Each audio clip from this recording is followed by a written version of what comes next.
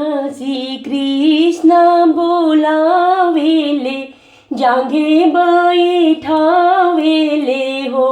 रुक्मिणी कह अपना दिलवा के बात, कवन चीज मने भावे, कवन चीज चित्रे भावे हो। रुक्मिणी कह अपना दिलवा के बात, कवन चीज मने भावे, कवन चीज चित्रे भावे हो। पांच पदार्थ रौरा घरे कहूँ न मने भावे हो। ललना 6 महीना जब बीती, कहब रुचि आपन, कहब रुचि आपन हो। 5 पदार्थ रौरा घरे कहूँ न मने भावे, कहूँ न चित्रे भावे हो। ललना 6 महीना जब बीती, कहबी रुचि आपन, कहबी रुचि आपन हो। 6 महीना जब बीतेले, 9वानिया राइले हो। चेरिया राजा आंगा खबरी, जनाव संकट हमरा लागेला, संकट हमरा लागेला हो। चेरिया राजा आंगा खबरी, जनाव संकट हमरा लागेला हो। तसवा खेलत रौरा राजा सर बेगुने आगर हो। ए राजा रौरा घरे रनिया बेआकुल, रौरे के चाहेली, रौरे के बोलावेली हो।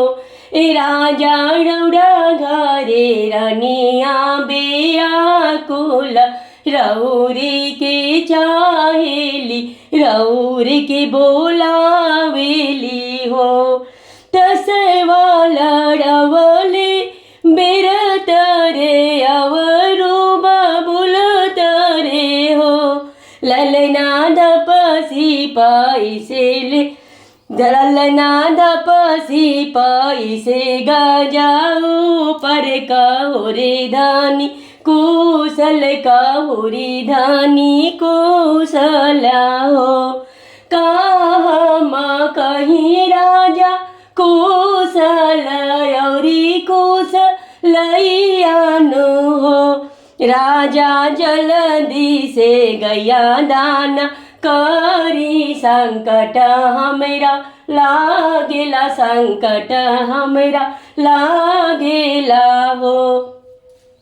किया मारी ले बड़ा मन औरी धेनु गैयानो हो। ए ललना कहना कुपथ हम कईनी, संकट तोहरा लागेला, संकट तोहरा लागेला हो।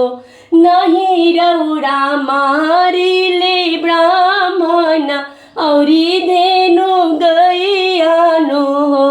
राजा हंसी खेली बंधली मोटरिया, खोल के बेरिया रोदना हो। ए ललना हंसी खेली बंधलो मोटरिया, खोल के बेरिया रोदना हो।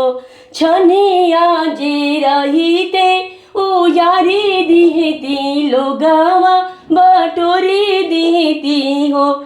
ए धनिया ए हो में तकुमती, तोहार ऊपर परमेश्वर हो।